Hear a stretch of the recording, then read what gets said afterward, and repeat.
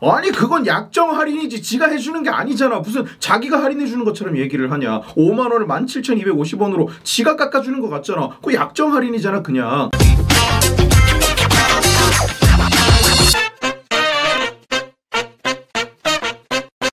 이재명이 얼마 전에 군 장병의 통신 요금을 반값으로 하겠다라고 했는데 나는 이게 무슨 큰 의미가 있는지 잘 모르겠어. 그게 아마 이제 윤석열 후보의 장병 월급 200만 원 공약이 신경이 많이 쓰이는 것 같아. 어디 가면 괜히 맥락도 그게 아닌데 괜히 그 얘기를 계속 하더라고. 뭐 전에는 돈이 없어서 안 된다더니 왜 줍니까? 뭐 이러고 있는 거야. 당연히 공약이라는 게 뭘 조정해가지고 뭘 하겠다는 얘긴데 옛날에 어떤 당의 입장이랑 다를 수도 있는 거거든 당연히. 근데 그거 가지고 계속 얘기를 하는 거 보니까 나름대로 그게 신경이 쓰이는 것 같아. 그래서 이걸 들고 나온 거야. 병사들의, 장병들의 통신요금, 휴대폰 요금을 절반으로 할인하게 하겠다. 법을 개정해서 그걸 반으로 깎게 하겠다는 거지. 너무 자기적이잖아. 그 200만 원 공약, 월급 200만 원 공약을 쫓아가기 위해서 막 허덕허덕 거리는 그게 너무 눈에 보이는 그런 공약인 거야. 그리고 웃긴 것이 병사 월급 200만 원 공약은 국가가 책임을 지겠다는 거야. 국가가 책임을 지겠다. 국가가 징병을 했으니까 국가가 월급을 주겠다. 대가를 지불하겠다는 건데 이건 뭐야? 병사 통신비 할인, 반값 할인은 뭐야? 누가 할인을 해? 기업이 할인하는 거야. 통신사가. 그러니까 국가가 책임을 지겠다는 게 아니라 기업에 이 책임을 전가시키는 거라고. 기업이 돈을 못 받게 하겠다. 그냥 기업 삥 뜯어가지고 지가 생색 내려고 하는 거 아니야? 그래. 내가 늘 얘기하잖아. 남이 가진 것으로 내 덕을 쌓으려 하지 마라. 그러니까 뭐 지가 하겠다는 것도 아니고 정부 지출을 어떻게 하겠다는 것도 아니고 그냥 기업이 가진 것으로 기업이 뭘 못 받게 하고 기업의 돈으로 자기 덕을 쌓겠다는 거거든. 그 배경 논리가 웃긴 것이 병사들은 하루 평균 휴대폰 사용 시간이 3-4시간밖에 안 된다는 거야. 그래서 할인을 해줘야 된다. 근데 나도 하루에 3-4시간도 못 쓰거든 폰을. 그러면 내 통신 요금도 할인을 해줘야 되잖아. 그런 거 아닌가? 자, 기업을 운영할 때는 픽스드 코스트가 있고 고정 비용이 있고 그리고 변동 비용이 있어. 베리어블 코스트가 있단 말이야. 근데 사용 시간이 적다고 무조건 반토막 뭐 이런 게 말이 되나? 하는 말이 장병 10명 중 3명은 5만 원 이상의 통신 비용을 지출하는데 이걸 34,500원으로 낮출 수 있다. 뭐 이러는데 그거 얼마야? 한 달에 뭐 15,000원 정도 되는데 별것도 아니고. 근데 그걸 누가 낸다는 거야? 기업이 낸다는 거야. 기업이. 지가 낸다는 게 아니야. 정부가 낸다는 게 아니야. 기업이 낸다고. 그리고 무슨 선택 약정 할인을 하면 17,250원까지 할인을 할 수 있다. 아니 그건 약정 할인이지 지가 해주는 게 아니잖아. 무슨 자기가 할인해주는 것처럼 얘기를 하냐. 5만 원을 17,250원으로 지가 깎아주는 것 같잖아. 그거 약정 할인이잖아 그냥. 군인 개개인이 자기 이름으로 약정을 해갖고 받는 할인인데 그걸 무슨 지가 해주는 것처럼 그러고 앉았냐. 그러니까 기업들 삥 뜨는 성격이 너무 강해서 그런지 이재명이 이렇게 덧붙이더라고. 정부가 감면 비용의 일부를 재정에서 부담하는 방안도 검토하겠습니다. 아니 그러니까 검토를 하고 나서 얘기를 해야지. 정부가 감당하는 방안을 검토하고 나서 얘기를 해야지. 왜 그것도 검토하겠습니다가 되는 거야. 아니 왜 기업에다가 일단 삥을 뜯겠습니다. 혹시 우리가 보전할 수 있는지 검토하겠습니다. 그거 말이 되나? 이러하고 우리가 얼마 보조를 하겠다 하다못해 기업의 피해를 최소화하고 뭐는 보조를 하고 장병들에겐 이익을 주고 이렇게 하겠다. 아니 공약이 이런 식으로 나와야지.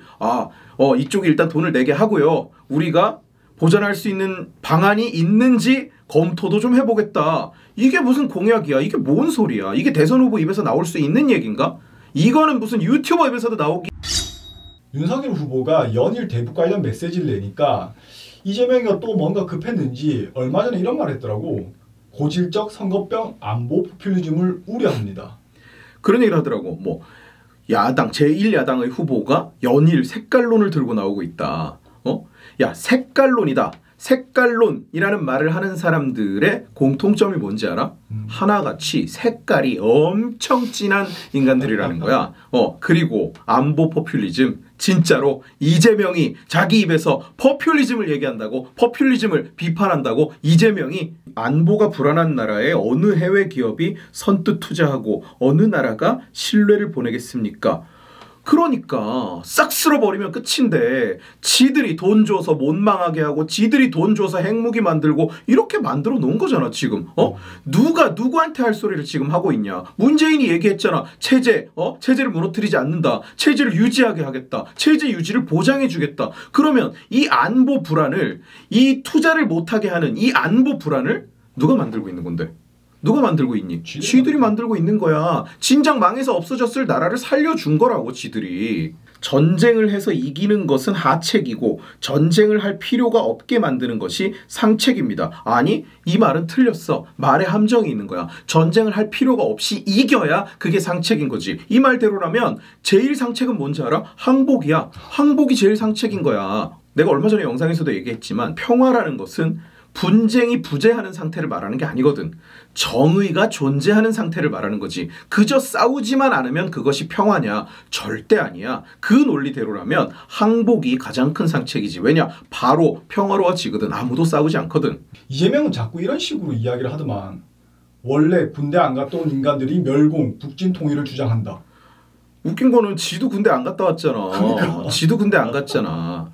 얘네들은 왜 이렇게 북괴 얘기만 나오면 경기를 일으키고 이성을 잃는 건지 모르겠는데 말도 안 되는 소리야. 왜냐?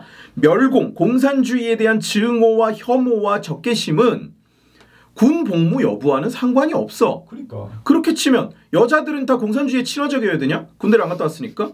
웃긴 얘기잖아. 아니면 징병제가 없는 나라는 국민 대부분이 군대를 안 가는 나라는 그럼 다 공산주의 국가냐? 공산주의는 경제체제지. 그리고 전체주의는 뭐 체제라고 하기엔 좀 웃기지만 일종의 정치체제이자 이념이거든. 그러면 이 공산주의, 공산전체주의에 대한 증오는 군복무 여부와는 상관없는 거야. 남녀노소 어느 나라 사람이든 누구나 응당 사람이라면 당연히 미워해야 하는 것, 당연히 외쳐야 하는 것이 멸공인 거라고. 공산주의는 인류의 적이야. 당연히 미워해야 되는 것이 무슨 군대 안 갔다 온 사람이랑 멸공이랑 대체 무슨 관계가 있는데 그냥 시비를 걸려고 끄집어낸 거지. 말도 안 되는 소리를. 이재명이 그 얘기를 할 때 지가 미필인 걸 의식해서 그런지 이런 말을 꺼내더라고. 사실 나도 군대를 갔다 왔다. 사람들이 우습게 아는데 내가 2학년 때, 대학교 2학년 때 전방 입소 훈련을 양구로 가서 일주일 있었다. 나도 군대 갔다 온 사람이다. 안 가도 되는데 일부러 갔다. 이렇게 얘기를 해. 사람들이 우습게 본다며. 우스워서 그런 거야. 우스워서. 우습다고. 일주일 훈련 받았으니까 자기도 군대를 다녀온 거다. 뭐 자진해서 다녀왔다. 뭐 자진해서 갔다 왔다고 얘기를 하면 좀 나아 보이냐?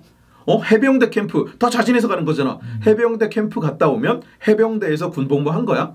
그 옛날에 그 왜 연예인들 불러다가 그 군사 훈련 시키는 그런 프로그램 있었잖아. 그러면 거기 갔다 온 애들 다 군필이야? 거기 갔다 온 걸그룹들 다 군필 되는 거야? 아니, 검사를 사칭했다더니 그것도 모자라서 이제는 군인도 사칭하냐? 군필도 사칭해? 이재명이 10대 그룹 CEO와 공개 정책 간담회를 하는데 70분 중에 43분을 이재명 지 혼자 떠들었다고 하더라고. 그러니까 결국은 뭐냐? 간담회가 아니라 지가 연설을 하는 자리인 거야. 자기가 그러니까 지가 하고 싶은 얘기를 하는 자리인데 그걸 경영자들을 불러가지고 병풍을 세운 거지. 병풍을. 옛날에 왜 문재인이 지가 연설하는데 뒤가 허전하다고 그 과학자들을 뒤에다가 과학자들 기술자들을 불러다 놓고 뒤에 세워놓고 병풍처럼 세워놓고 연설을 하잖아. 자기 뒤가 허전하다고. 그런 꼴이랑 마찬가지인 거야. 결국 이 자리는 뭐냐? 지가 소통하는 자리가 아니라 지가 하고 싶은 얘기를 하는 자리라고. 내가 이러겠다. 내가 저러겠다. 근데 그 자리에 경영자들을 불러놓고 병풍을 세운 거지. 그러니까 들러리로 쓴 거지. 제목이 넥타이 풀고 얘기합시다 라는데 넥타이 풀자 이러면 좀 편하게 하고 싶은 말을 다 하자. 속에 있는 얘기를 다 털어놓자. 뭐 이런 느낌이잖아. 좀 편한 자리다. 근데 이거를 유튜브로 라이브로 생중계를 한 거야. 그러면 거기 있는 사람들이 전문 경영인이야. 전문 경영인만 불렀다고. 오너가 아니야. 그러면 이 사람들이 거기에서 말 삐끗 잘못하면 어떻게 되겠어? 무슨 그 찌찌자들 있잖아. 무슨 대깨 찌들 몰려가가지고 무슨 뭐 욕하고 불매운동 하겠다 그러고 가서 무슨 웹사이트 테러하고 이 짓 하면 전문 경영인들 입장에서는 얼마나 입장이 난처하냐. 그러니까 와 있는 사람 절반이 와 있는 초대받았던 사람 중에 절반이 한마디도 안 했다는 거야. 한마디도. 얘기가 끝날 때까지 70분이 끝날 때까지 한마디도 안 했다는 거지. 속으로 무슨 생각하고 있었겠어. 빨리 좀 마치자. 진짜 나한테 말 시키지 마라 제발 이러고 있었을 거라고. 이게 무슨 넥타이 풀고 이야기하는 자리냐. 이건 개목걸이를 차고 그리고 그 장면을 라이브로 생중계를 하면서 이야기를 하는 자리인 거지. 그러니까 나는 그거 보면서 느낀 게 이재명 지가 나중에 대통령이 되면은 기업을 이렇게 다루겠다는 것을 미리 보여준 것 같아. 그래, 이렇게 소통을 하겠다는 거야. 옛날에 푸틴이 그랬다고. 라이브로 방송 생중계를 하면서 기업인도 불러다 놓고 라이브로 생중계를 하면서 서명하시오. 나와서 서명하시오. 왜 내 책상에 서명이 보이지 않습니까? 막 이러고 압박하니까 카메라로 찍고 있고 그러고 어떻게 마지못해 그냥 이렇게 서명을 해갖고 갖다 내고 이러는 거야. 그 짓을 했었다고. 지금 자기도 그러겠다는 걸 보여준 거나 마찬가지야. 이재명 교육 공약을 얘기하면서 수능에서 초고난도 문항 출제를 없애겠다고 했는데 아니 이러면 뭐 어떻게 평가하겠다는 거야? 그러니까 무슨 어려운 문제는 안 내겠다라는 거잖아. 어려운 문제는 안 내겠다. 그러면서 워딩이 어떠냐면 현실에 맞는 수능으로 재검토해야 할 때라고 얘기를 했단 말이야. 이 현실이 뭔데? 이 현실이 대체 뭐야? 국민 그 누구도 어려운 문제를 풀 수 없는 현실인가? 국민 모두가 바보가 된 현실인가? 이대로라면 한 10년, 20년 뒤에는 무슨 고3들 줄 다 세워가지고 잼잼 도리도리 도리도리 말고 그러면 한 20년 뒤에는 전국의 고3들 모아갖고 잼잼 시켜서 잼잼 잘하는 놈 모아가지고 뭐 추첨으로 대학 갈 거야? 랜덤 함수 돌려가지고 누구는 서울대 누구는 연고대 이렇게 갈 거냐? 대입 공정성위원회를 만들어서 수시 전형 입시 부정은 꿈도 꾸지 못하게 할 것이라고 하는데 얘네는 무슨 맨날 위원회를 만들어서 해결하냐. 무슨 인민위원회 같은 거 만들어서 여기 누가 들어가는데 뭐 교육 전문가, 시민단체 출신 교육 전문가, 평생 환경운동을 한 교육 전문가. 그리고 진짜 문제가 뭐냐면 대입 공정성위원회를 100개를 만들어 봐야 위조된 증명서, 만들어진 증명서를 어떻게 판별하고 어떻게 구분할 건데 뭐 무슨 건별로 전부 다 수사를 할 거야? 지들이? 아니잖아. 그러니까 결국은 뭐냐? 말만 거창하지 조민을 막을 수가 없어요. 조국 사태를 막을 수가 없다니까? 그런데 만약에 진짜로 이재명이 대통령 되고 이재명 말대로 되면은 이거는 결국에는 학력 저하 하향 평준화밖에 더 되는 거 아니야? 그치. 어떻게 한 국가의 지향점이 하향 평준화일 수 있냐? 어떻게 한 국가의 공교육 시스템의 지향점이 하향 평준화가 되냐고. 대한민국 사람의 인생에서 대부분 가장 중요한 시험인데 이 시험이 어떻게 그 시험의 지향점이 누구도 어려움을 느끼지 않는 시험이 되는 거냐고. 누구도 어려움을 느끼지 않는 시험. 그게 공정인가? 누구도 어려움을 느끼지 않는 시험은 필요가 없는 시험인 거야. 칠 필요가 없는 시험인 거라고. 시험이라는 게 왜 치는 건데? 변별을 하기 위해서 치는 거야. 세상 어디에 가도 어느 나라에서도 시험이라는 것은 테스트라는 것은 변별을 위한 거라고. 근데 그 시험의 지향점이 뭐냐? 누구도 어려움을 느끼지 않는 시험. 누구나 만점 받을 수 있는 시험. 그 누구도 못 푸는 문제가 없는 시험.